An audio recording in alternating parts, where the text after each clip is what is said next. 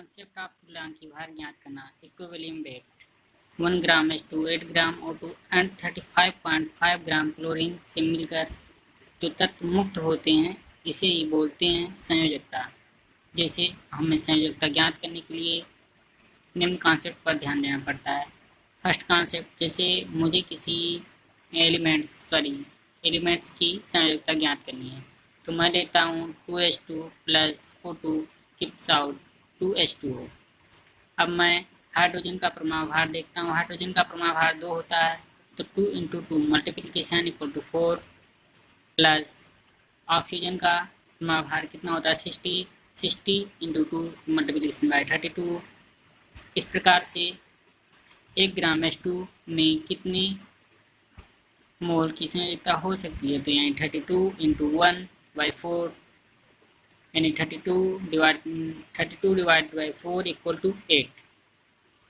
1 gram H2 and 8 gram O2 को मुक्त करती है, यानी इसकी संयोजकता मुक्त करने की 8 हो गई। अब हम आपको बताएं कॉन्सेप्ट सेकंड, किसी भी एलिमेंट्स की इक्विलिब्रियम वेट ज्ञात करना। जैसे अब हम हाइड्रोजन, क्लोरीन, सोडियम और ऑक्सीजन का वेट ज्ञात करने जा रहे हैं।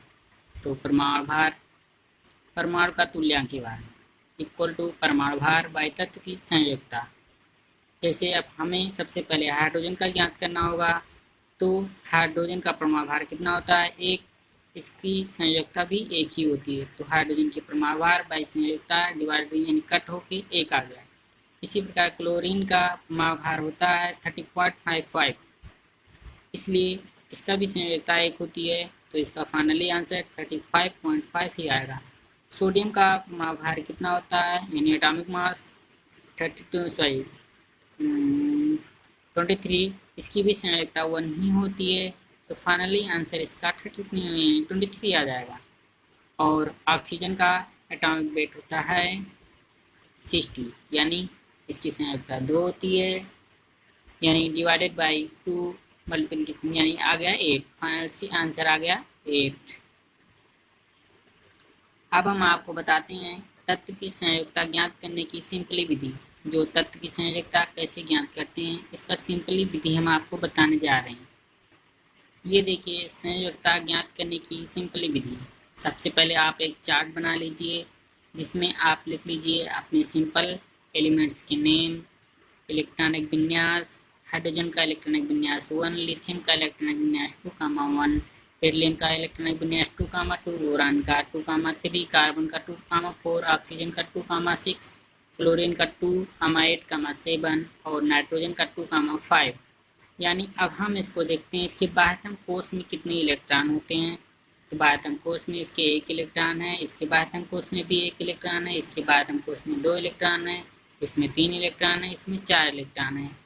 अब आपको यह पता लग रहा है इसमें 6 इलेक्ट्रॉन होते हैं क्योंकि बाह्यतम कोश में 6 इलेक्ट्रॉन हो नहीं सकते हैं, इसलिए बाह्यतम कोश में 8 इलेक्ट्रॉन होते हैं। तो यानी हम आपको बता रहे हैं, जैसे सिंपली आप देख सकते हैं सोडियम का इलेक्ट्रॉनिक विन्यास कीजिए, इसका परमाणु भार होता है 11, तो आप इसका इलेक्ट्रॉनिक विन्यास करेंगे 2,8,1। इफ कंडीशन ऑफ ये होता है न्यूक्लियर, ये होता है फर्स्ट कोश और ये होता है सेकेंड, और आप ये डाल सकते हैं थर्ड।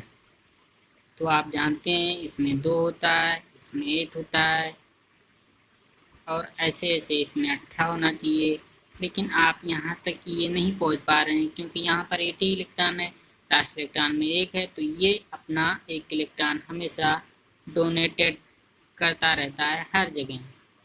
कभी कभी ये 1 इलेक्ट्रॉन ग्रहण भी कर लेता है या कभी कभी डोनेट भी कर देता है, तो इसलिए लास्ट कोश में 8 इलेक्ट्रॉन है, यहाँ से 1 घटा देंगे यानी बच रहा है 7।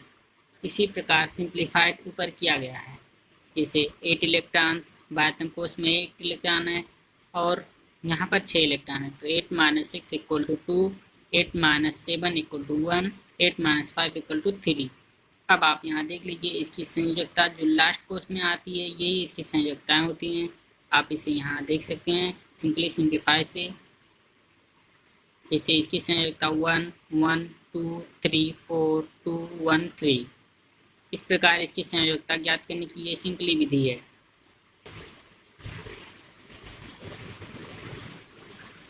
कॉन्सेप्ट थर्ड,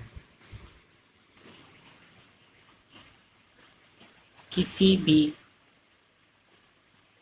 अणु की संयोजकता कैसे ज्ञात करें।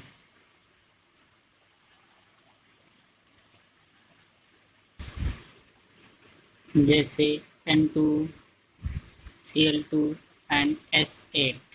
अब हम आपको बताते हैं अणु की संयोजकता कैसे ज्ञात करते हैं। जैसे अब आप इसका फार्मूला लिख सकते हैं, तुल्यांकी भार बराबर अणु भार अपॉन संयोजकता इंटू संयोजकता इंटू परमाणुकता।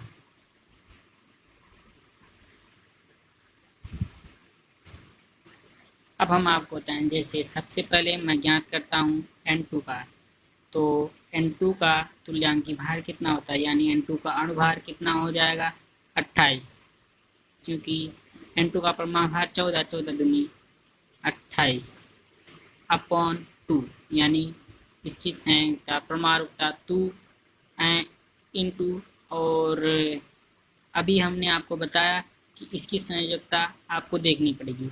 अब हमने आपको बताया कि नाइट्रोजन की संयोजकता कितनी होती है। नाइट्रोजन की संयोजकता होती है 3 इक्वल टू 28 2 इंटू 3। आप यहाँ से कट कर सकते हैं, यहाँ आपका फाइनली वैल्यू आ जाएगा 40/3, यानी कि 4.33 आंसर। इसी तरह से हम क्लोरीन का ज्ञात करते हैं, एसिड का ज्ञात कर लेते हैं।